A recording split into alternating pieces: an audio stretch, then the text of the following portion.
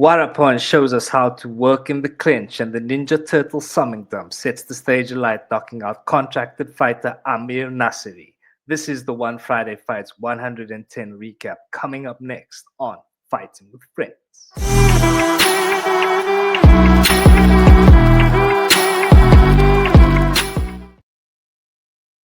Welcome back to Fighting with Friends, and still the undisputed African fighting podcast champion of the world. This is the One Championship Friday Fights 110 recap, which took place last Friday at 2:30 p.m. South African time. And breaking down the card with me is been undisputed being champion of the world, brother.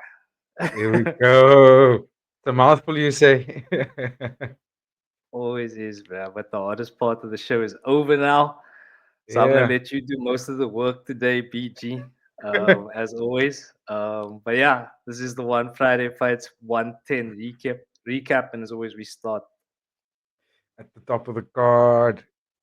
at the top of the card. We saw Worapon show us how to work in the clinch there, BG. Yeah. Yeah, it was an even fight for me in round one. But yeah, Worapon eventually establishing superiority in the clinch. Musaev did seem to get the better of the exchanges when it was at distance, but Worapon just made it so dirty, bruh.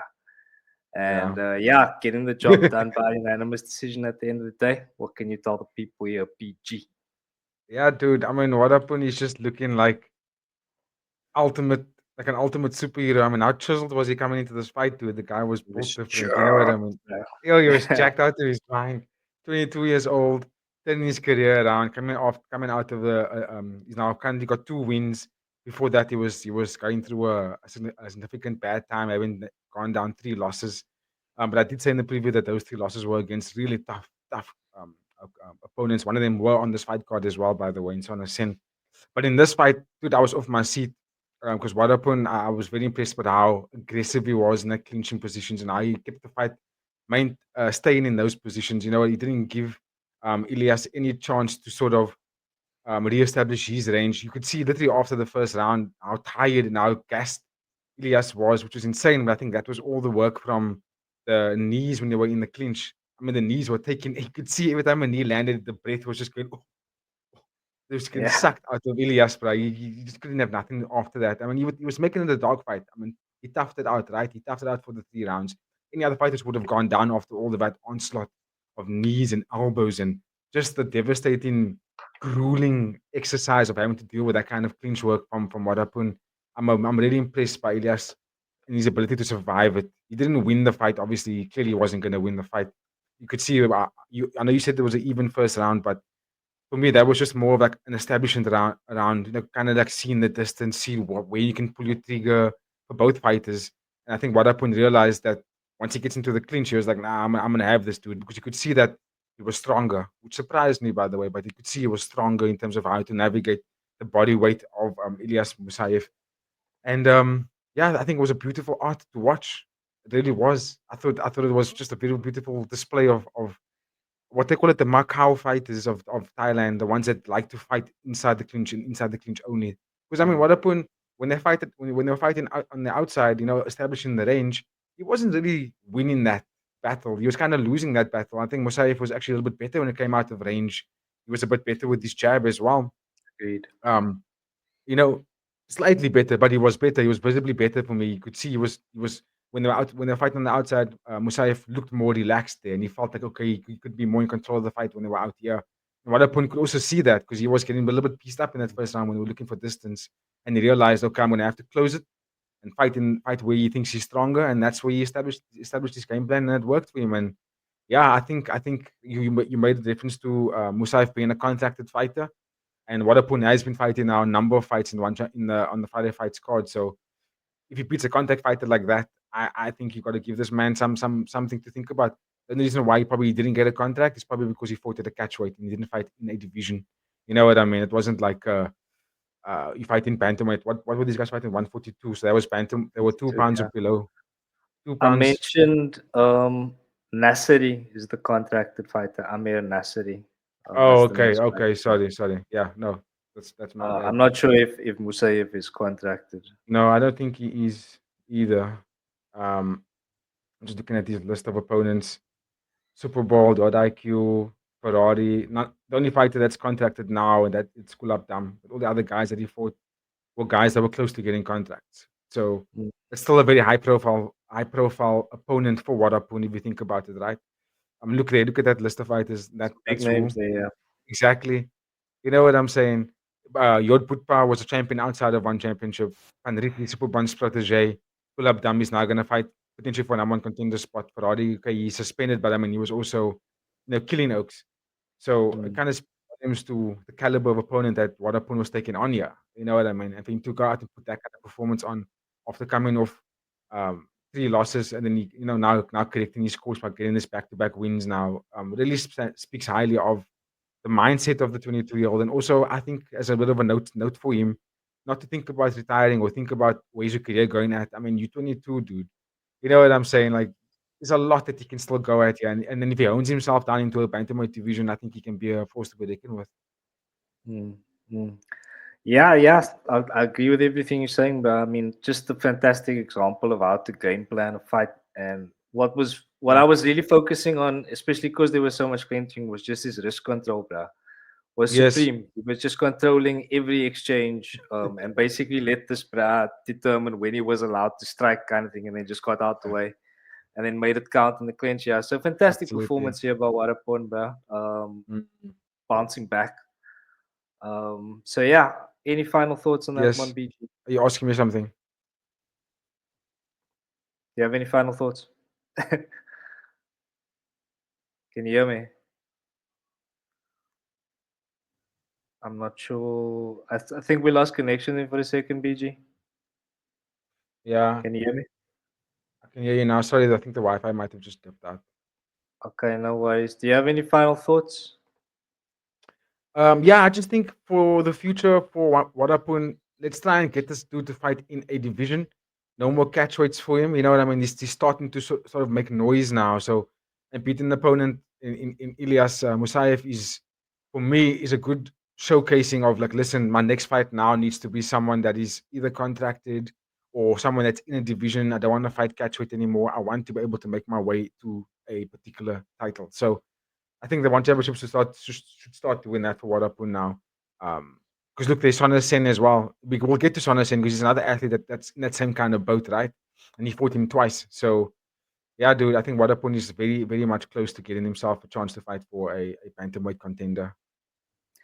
Give thanks, BG. And if you agree or disagree, let us know in the comments. Please don't forget to like, share, and subscribe to Fighting with Friends. Mhm. We'll keep going to flyweight Muay Thai, and here we did see Samingdam, your boy Samingdam BG, and he defeated the contracted fighter Amir Yes. Naseri, Yeah. excuse me. So yeah, Nasri did look good in the opening Mm. exchanges, I thought, BG. But Samingdam did come back into the fight into the second round, really landing some heavy left hooks. And then yeah, but I just Nasri, it was quite a crazy finishing sequence, right? Because Yeah. Nasri was showboating after he had just put Samingdam down with a leg kick, like Yes. clipped him, and then he was Look at like him. Yes. raising his hand and then like 50 seconds later, the fight is over, bruh, and Samingdam's the winner. So absolute pandemonium here, bruh. Just really set the crowd alight and love the Ninja Turtle mask. Yeah. That's so cool, bruh. So yeah, let us know your thoughts here, BG. Yeah. Look, I'm a fan, dude. When I first saw that Mikey goggles, I was like, yo, this guy is a character, dude. He's an absolute fun fighter to watch. Big fan, big fan. To be honest with you, I didn't know that Amir was actually a contracted fighter in one championship. I've seen him before. But I didn't know he was a contracted fighter. He fought Seksan, he fought Taiki Naito, and he fought Savas Michael as well. And he's lost all of those fights. He's lost now. This is 4 fights in one championship, and all of it are losses, by the way. Um, Look, the others were all by decision, but he fought against guys who were contracted as well, right? So that also again speaks volumes to what Samingdam is doing and where he's at in the one championship right now. And dude, with that kind of finishing sequence was absolutely insane. But let's just go back to that first round because that first round was also hella insane because it established the pace of the fight. It really did. You know what I mean? Because they were going so quick, so fast, a lot of countering, a lot of in and out movements from Amir. He was pacing, he was establishing that jab really well. But there was moments where Samingdam was landing some hard low kicks, some calf kicks that Amir didn't like it. You could see he was forcing him to really switch consistently because he wasn't liking those low kicks. And Samingdam was using that a lot. And he was even switching up to the body. And I think that was ultimately setting up towards that finishing sequence at the end, because you could see when they got into the second round, the power advantage and the shot selection of Samingdam was starting to actually pay dividends for him, right? Because Naseri was hard for him to track down. Let's get real. Nasiri was moving in a way that was hard for anyone to really track down. He was quick. He was using good footwork. He was been establishing his distance in a very safe manner and engaging in a safe manner as well. But when he was getting clipped, it was really wearing worse for wear on him. He wasn't really retaliating to it in a very good way. The damage was taking its toll on him, and he was slowing down significantly. And then going into that third round, I think there's a moment where Samingdam came out of his corner and he started screaming, "Yeah!" like he was going boss before he started the round, and I was like, "Yo, this man looks fired up after going through that for 2 rounds." To let And then set up in a nice but so look, well, pushing the pace. Oh, big shot from Samingdam with the left hand. No way. Oh, Naseri yeah, not making yeah. to his feet as Samingdam. Look, he's jacked for flyweight, eh? Samingdam. He reminds me a little bit of Rodtang in a way in terms of his build. Doesn't fight the same, but he's got that similar build. Um, but even up until that point, there was a moment where Amir was actually pressing Samingdam back and landing elbows and going forward. Mm. And then he left himself open when he threw a left elbow and missed completely. And Samingdam was like, "I Yeah. got you." Yeah. Bang! I got you, and then I slipped him there. And yeah, look, big performance, well deserved bonus as well for Samingdam, 350K in his pocket. And I'm looking forward to seeing more of him, dude. I'm not too so sure what's gonna happen with Amir. I mean, it's 4 losses now in a row. Mm. I don't know what they're gonna do with him, but for Samingdam at 23 years old, get this man a contract, bro. Yeah, I mean, he beat a contracted fighter, so there you go. Yeah. But yeah, let us know in the comments your thoughts, ladies and gentlemen. Do you have any thoughts on Samingdam? Do you think he has what it takes to get a contract? He had one championship. And yeah, subscribe to the channel, please. But yeah, PG, any final thoughts on this one, bro? Um, yeah, just looking forward to the future of him. There's a couple of fighters there that I think we would love to get a run back with. I would love to see him fight Akif Kuluzada again. Really, I think that would be a fascinating fight. I think he would be a bit more game planned for that one. I think he just got bamboozled by the speed and the flashiness of Kuluzada. But I think something done, if he fights the way he fought against Amir, I think he has a better chance of taking it down. Which, and what I'm trying to highlight here is that there's a wealth of athletes and young athletes in this flyweight Muay Thai division that can line up for someone like Samingdam. So let's go. Mm. Fair comment, fair comment. Give thanks, PG. We'll keep moving into another catchweight fight here, and here we saw Lam Singh defeat Pansak by third round KO. And yeah, but another fantastic fight here. Both guys really going for it. Some big elbows early from Pansak in round one. Yeah. In the clinch, did some really good work there. Lam Singh coming back in round two. It's very similar pattern to the previous fight actually. And then Lam Singh coming back right straight, knocked down in the third round. And then just going to work, but a flat line Pansak with a right overhand, or like a short right No. hook almost. And yeah, just really, really great performance there by Lam Singh. So PG, Yeah. give us your thoughts here, bro. Yeah, dude, I would say a great comeback as well because he was taking damage in that first round. He was actually on the back foot, even I would say some of the second round. But you could see that Pansak was slowing down, and I think Lamsing was actually did a better job of defending some of those clinching positions and fighting back, utilizing the jab when they were on the outside, kicking more frequently when they were on the outside, letting Pansak pay for that entry and not necessarily just letting him enter and do what he does in the clinching positions. Because Pansak was being super aggressive in that first round. Like he was almost ragdolling Lamsing in a way that looked a bit uncomfortable to watch. But then Lamsing literally, like I said, what he changed up in the second round was that he was checking a lot of the kicks that Pansak would throw to the body, and also, like I said, whenever they would break out of the clinching positions, Lam Singh would let those hands move. He would occupy the space that is empty. So that when Pansak comes in, he's running into a jab. He has to fight for that clinch now. He has to fight for that elbow position. He's not just gonna get it as easily. And that was tiring him out. You could see he was getting difficulty moving into it. And that was tiring him out in that second round. Going into the third round, Lam Sing looked a lot more confident and comfortable, excuse me, in that third round. You could see he wasn't discouraged by anything that was coming at him. And ultimately, like you mentioned, flatlining, he set up that right hand very beautifully, by the way. with that right straight, the first one. Pansa got up quite immediately. To his credit, he got up quite immediately. He was like, you know what I mean? But yeah, he still looked he still looked very dazed, even though he bounced back up and then setting up that second right hand was just a complete disaster for him. One more thing I'll shout out. Oh, Absolutely. that was the second one. Yeah. Yeah, that was the second one. The one thing I will highlight from Lamsing is the gym he's fighting out of, Sword that Japan, and they starting to rise now. We saw Alif and Alif's brother. I forget his brother's name, but we see in these Sword Japan fighters. There's one that fought last week as well. They are really on the rise at the moment. They're starting to show shades of the fighting nerds. You know what I mean? Because they're not necessarily the biggest gyms in Thailand at the moment, but they are putting on quite a massive win streak. So I'm keen to see more of these Soldier Japan fighters come through because they're looking very fascinating, very good outside fighters. They fight on the outside range and also mid range fighters. They're phenomenal at it. So yeah, big performance from him. Did he get a bonus? I'm not too sure, but I'm very intrigued to want to see more of him because I thought Pansak was going to win this fight. Pansak is deadly, and yeah, he got stopped. So big ups to Lamsing for that. Big ups indeed, bruh. And let us know your thoughts on that one, ladies and gentlemen. Any final thoughts there, BG? Should we keep moving? I didn't realize how the age of Lamsing is 29 years old. I thought he was a bit younger than that, but yeah, just good performance from him. I don't know if I can see him in a contract position anytime soon, but if he puts on more performances like that, I think we could see him maybe fighting on a fight night card, possibly, maybe.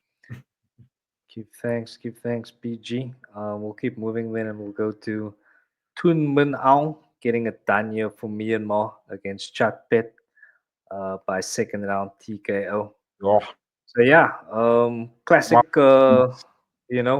Lithuania style, just Yeah. getting into car crashes, and it seemed to be like a matter of like Tun Min Aung's hands of steel basically versus Chatpet's kicks. It came down to Yes. that, but yeah, Tun Min Aung, as said, got the job done there in the second round.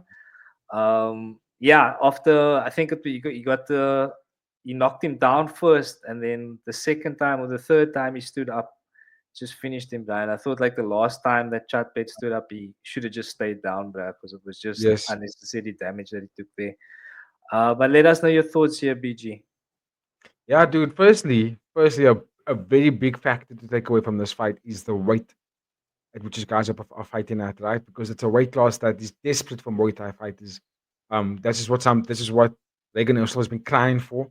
Is for more Muay Thai fighters at this weight class, which is the lightweight Muay Thai, and now we're going to get it. So I'm noticing that they're filling out this division a little bit more of late, which I'm quite excited for. I know we had Trujillo, Liam Nolan. What's the other guy who just beat Liam Nolan? Abel Fassel, uh, George Jarvis, the Reagan Ursel, Clint Me. So they need more guys, right? And I think this is what was a big takeaway for me from this fight was that weight class. In terms of the performances, Chad Pitt, very good kicker. He was establishing good kicks to the body, but Tun Min Ang was really fighting in a way that it wasn't traditional, so it didn't allow for Chet Pitt to really settle his feet and settle a stance and let the jab go, let the tip go. You know what I mean? A lot of those body kicks was starting to slow down the forward momentum of Tun Min because Tun Min was so aggressive, almost to the point where he was kind of close to headbutting. I'm saying he was or he is, but I think that's just because of the Lithuanian style. The car crashing momentum almost makes you land into a headbutt state. And Yeah, he was to allowed watch to use headbutts in Lithuania. Yes, you are. And look, both these guys are young, right? Both of them are 17 years old. So could that be maybe a little bit of having to work that out of your system because now you're fighting in a different rule set? Maybe, I don't know.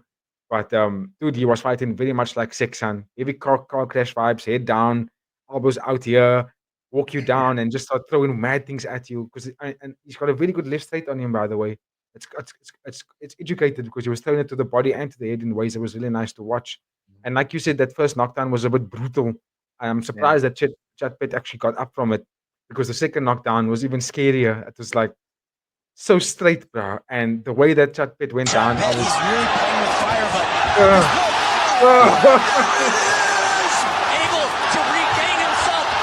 Tun Min Aung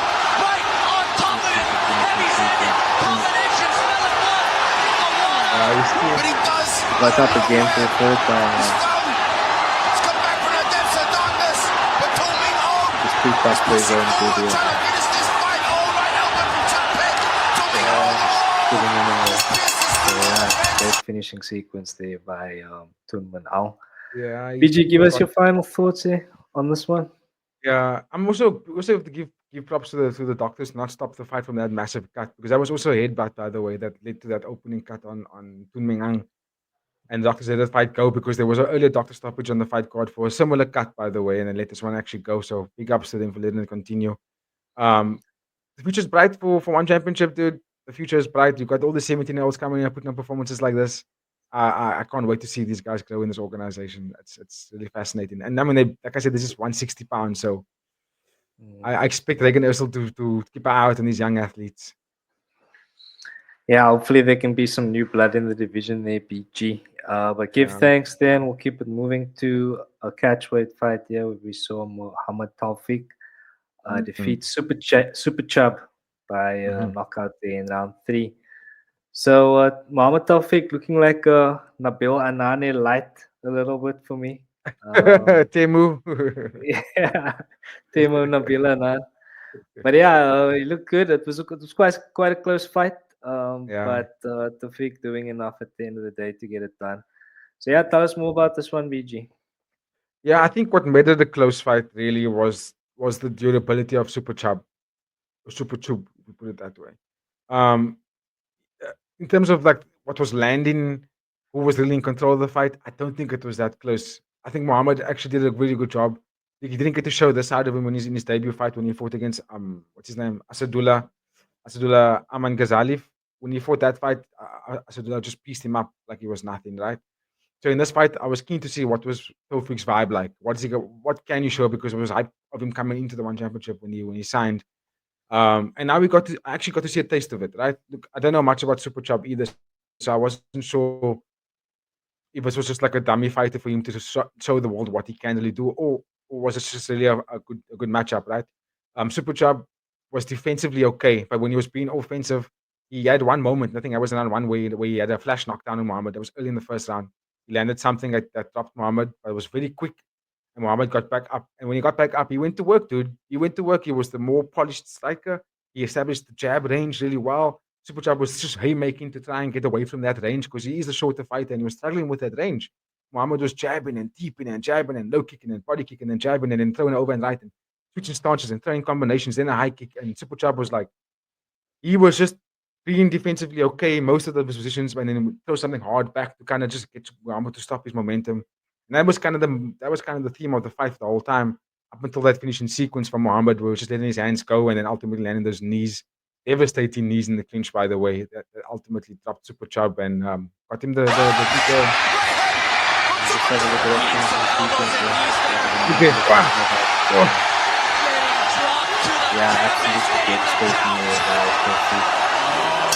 Can't hear you. Finally, Taufik. Can't hear me. Yeah, this thing is way too loud, dude. The audio of this one championship thing is like way too loud. So when you're talking, Okay, it's just I muted the tab. Sorry. So no, I I can hear thought it loud and it clear. could mute. Okay, nice. Sorry. But anyway, yeah. Do you have any final thoughts on this one, BG? Yeah, look, again, just like the previous fight, these guys are both literally only 20, 21-year-old guys. They both put on a show for me to go. I want to see more. I want to see more, and from both of them actually. So yeah, let's see what happens in the future. They are fighting bantamweight division, no, 136. So they are pound over the flyweight division. So let's see what happens with the future of these guys. Hopefully they can hone in on a division, and we can get to see them take on some stronger oppositions. But in terms of their performances, they both did enough for me to go, I want to see them again. Fair play, BG. Let us know your thoughts in the comments there, ladies and gentlemen. And now we'll go to probably the fight of the night here, BG. It We watched was. this fight together last night. We saw Toyota get the job done here against YodUdon. And yeah, but an absolute slugfest. Guys just both leaving it all out there. I can't tell you enough how durable these guys are. And yeah, back and forth. YodUdon getting the better of the early exchanges there, I thought, but the Super game landed a knockout at the end of round one, and then just balls to the walls, opening for to round two. Toyota started using his reach a little bit better. And then YodUdon lands a knockdown. Mm. Toyota overextending, and then yeah, just like all the way to the last ball, Toyota finally getting the job done. With like 3 seconds left on the clock, YodUdon just succumbing to like cumulative damage basically. Yeah. So yeah, absolute warriors here, bro, BG. So what can Yeah. you tell us here? It was a technical warfare, dude, from both guys because they were really jostling for momentum. You know, one gets a knockdown, and the other one gets a knockdown, and then the other one's going forward, and the other one's going forward. And I want to say that for the most part of the fight, Toyota was the one who was in control, but I'd be lying if I said that was the truth because YodUdon fought the fight, dude. He fought as a sort of fighter. He fought the fight. I thought he had more power in his shots. Um, but I did think that the technique that he was using required a bit more energy to throw those kind of shots, right? If you think about the way he took his stance and the way he was throwing them, it required a bit more energy. It was almost like he was just swinging it as fast as he can, whereas Toyota was a little bit more angled, a little bit more straight. You know what I mean? He wasn't. There were moments where he was swinging a bit recklessly as well, but that exchanges was because in the moments where YodUdon was making the fight a little bit more uncomfortable for him, right? A little bit less traditional, a little bit more forcing you down and just going into a dog fight and just swinging, setting up a position and then we're going to throw. Whereas Toyota was like working out from his jab and setting up his right hand, setting up his left hand, switching his stance, fighting southpaw, then fighting orthodox. But again, this is definitely the fight of the night. At one fight of the night, by the way, at the end of the card, they announced this fight of the night. And Yo, Toyota, 3-3-9, the one championship, dude. That finishing sequence was brilliant because he came back from a knockdown and he landed those right, 1, 2, then a left, then a right, and then as soon as Udon went down, knee, and then dropped him, and I was like, nah, beautiful, beautiful Mm. performance. And like I said, it takes him into 3-3, and all three of his fights ended in stoppages. All of it are KOs, and Toyota's starting to become an athlete to recognize. You know what I'm saying? I mean, YodUdon, that's two. He lost now 2 fights in World Championship, right? He's older. He's 27 years old. Mm. Um, but I want to see him. I want to see him stay around for the strawweight division because that's a kind of fighter that can be a problem for anybody. You know what I'm saying? It can be a problem for anybody. And there's quite a few guys in strawweight division right now that's popping off. I'm not sure if you can remember that guy Hearn, the one with the red phone, and he phones from prison. You Yeah, remember him? He's a yeah. strawweighter. Monkun. There's a lot of strawweighters that are up there that can put on banger performances. So I think Toyota is putting himself in a position now where the one championship can't ignore him. They're gonna have to start paying attention to what he's doing because he's putting on show after show. And yeah, every time he fights, he seems to still fight at the night. And he did it again this time. So yeah, big ups to him and his dance partner in YodUdon for stealing the show and giving us a hell of a entertaining fight. Give thanks. We'll have a look at some quick highlights there from the fight. Let's have Just a need look. to refresh this. Yo, I think we're gonna have to watch it on Instagram, but there we go. That was the knockdown.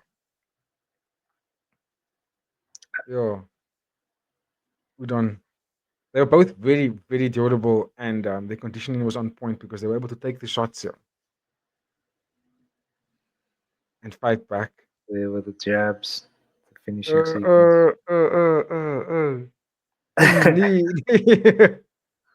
As soon as he went down like that, he was like, and also this happened literally within the last 3 seconds of the fight. Yeah, but again, just cumulative damage there. Yeah. That sent Yodunan down. I keep trying to say Yod IQ, but anyway, Let's fantastic say Udon. performance by both guys there. Just say Udon, yeah. Udon But yeah, movie. great performance there and great performance by Toyota. Definitely going to keep a lookout for him in the Yeah. future. Let us know your thoughts in the comments, ladies and gentlemen. Like and subscribe to Fighting with Friends. Okay, we'll keep moving then.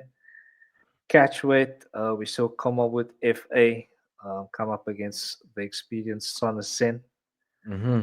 So yeah, I actually called this 3-0 to Son Sen. I Yeah. thought it was quite convincing. It was close at times, but Son Sen was very evasive when they Yeah. did get into the car crash moments. He was landing the better strikes. But yeah, Como would still very game forward pressure. But Sonosen just more technical, more accurate.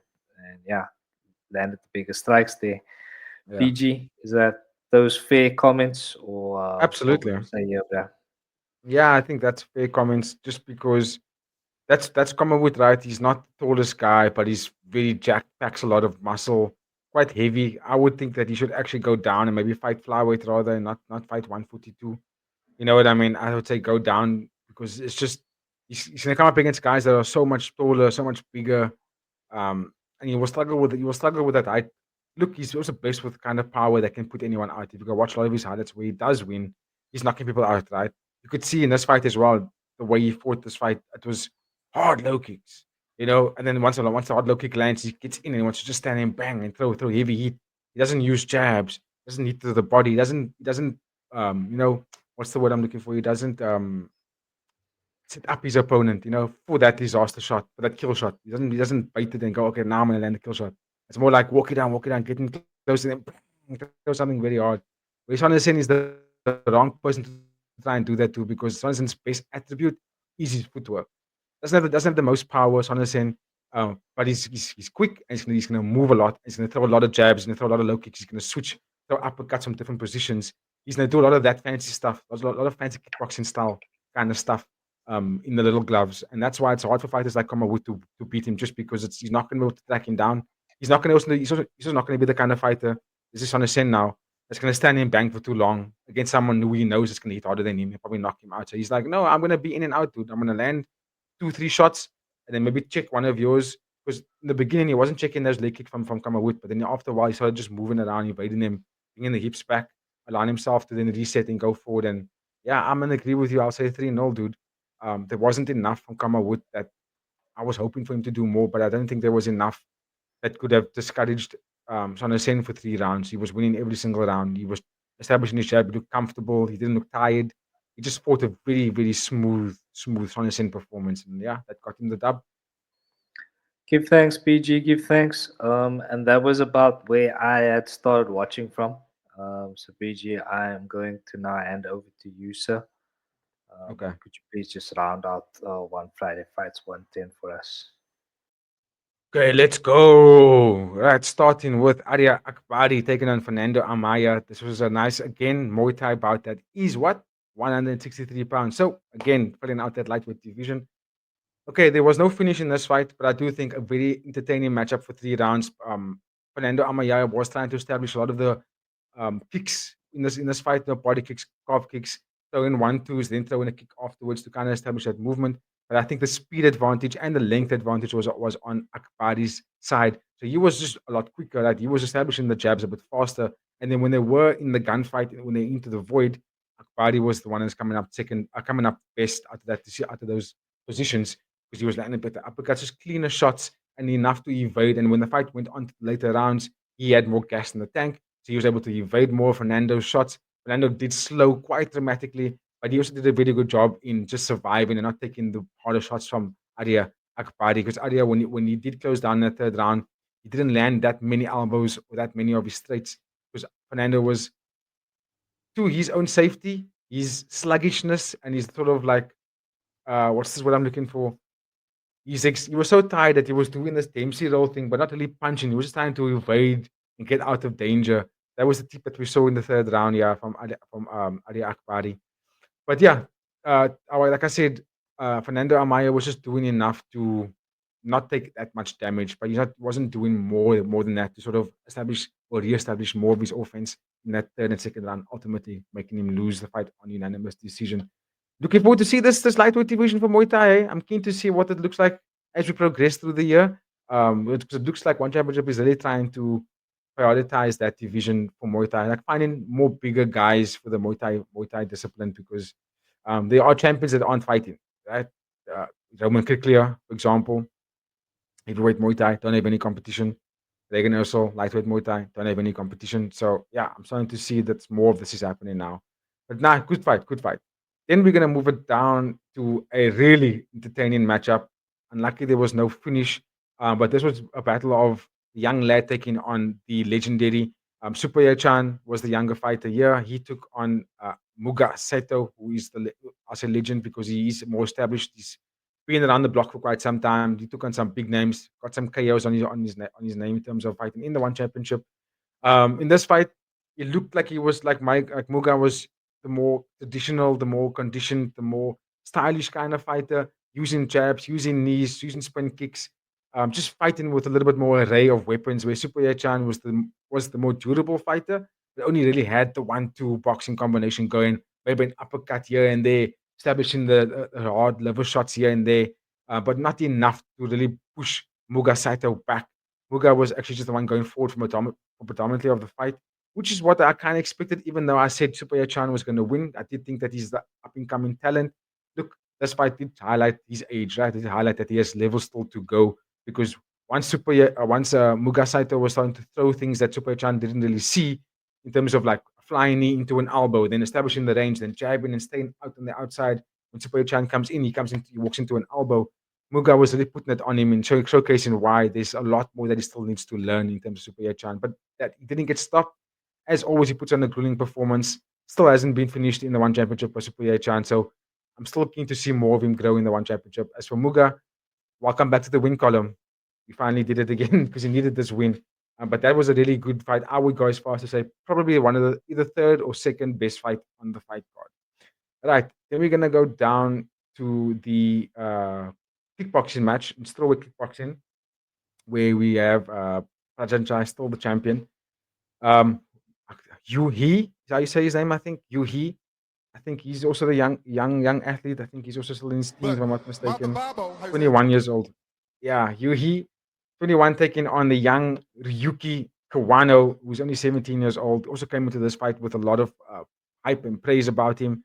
And look, he got a knockdown literally within the first 2 seconds of the fight. And he was establishing that brutal right kick. That was like his weapon. Oh, is this the footage? Do they actually have footage of it? Look there. That was the first like 5 seconds of the fight. And from that moment, Ryuki was establishing that right kick the whole time. Round two and round three, he would throw it to the leg, he would throw it to the body or to the head, and really switching it up.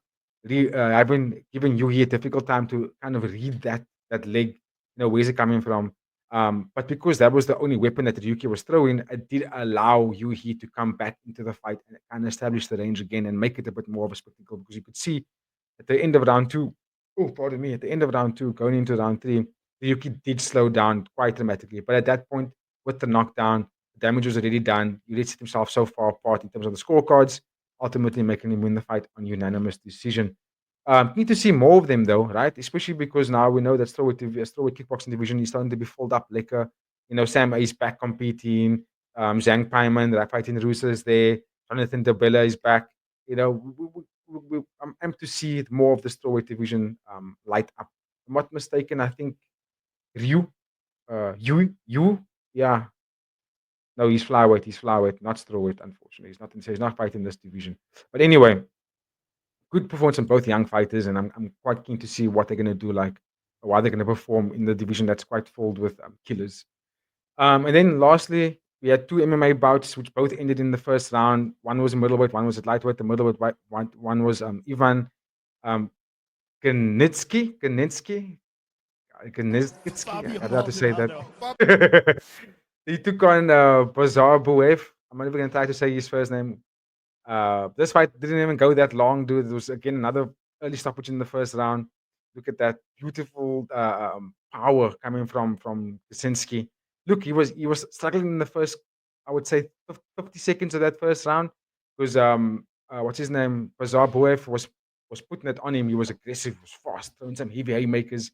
Landed a cool right hand to Ivan's face, and it kind of shut his eye, his left eye. And he really had to fight through that pace that was put on by Bazarbuev. But then eventually, when Ivan was relaxed and he was composed and he was getting his range, he set up that beautiful finish that you saw now. That Eddie just displayed for you there. My thing is, how are these guys making this weight? They don't look like middleweight to me. They look more like light heavyweight dudes. They look extremely big for middleweight, personally.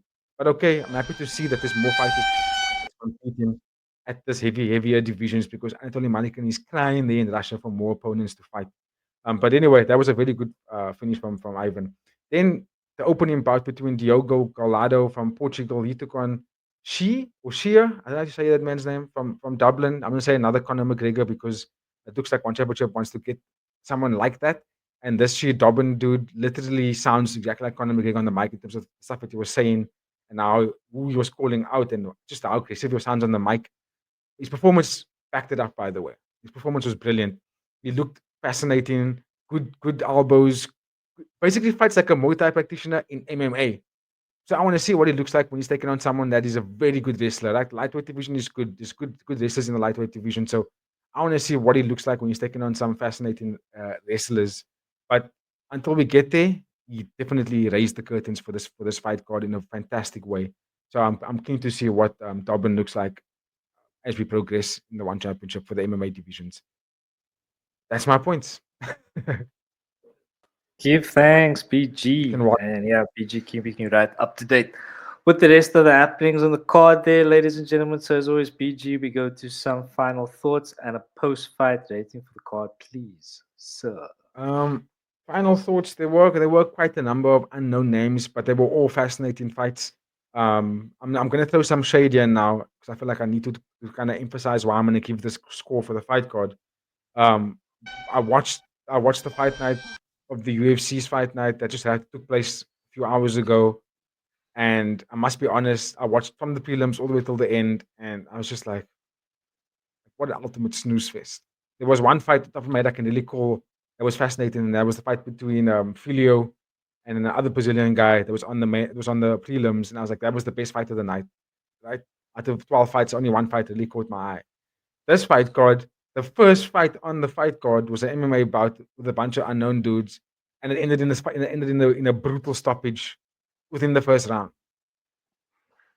So on that note, I'm gonna give this particular fight card, One Fighter Fights 110, a rating of an 8, just because they were fascinating fights. The ones that all went to decision were also high pace, aggressive, just killer be killed kind of fighters, and yeah, they really put the performance on for explosive fight cards. So I'm gonna go with a solid 8. Give thanks, BG. Yeah, I think I'm gonna go 8.5. Again, it was a Oh. Friday fights card, bruh. So you know, the expectation shouldn't be too high because, like you said, lots of unknown fighters. But again, I feel like after every Friday fights card, I'm here saying it outperformed itself, but it did very well. So yeah, if you're not watching the Friday fights, you probably are if you're watching the show. But yeah, if for whatever reason you're not, you should definitely check it out. It's really worth a watch. So yeah, 8.5 from me. Toyota Yeah. and YodUdon, fantastic performance, boys. Looking forward to seeing both of you next time. And looking forward to seeing all of you next time. Don't forget to like, share, and subscribe. Watch the podcast every day. Joe Rogan. For myself, BGBB, Jedi Knight, all of us here at Fighting with Friends, thank you so much. Have a blessed Sunday, wonderful week, and we'll see you later on Fighting with Friends.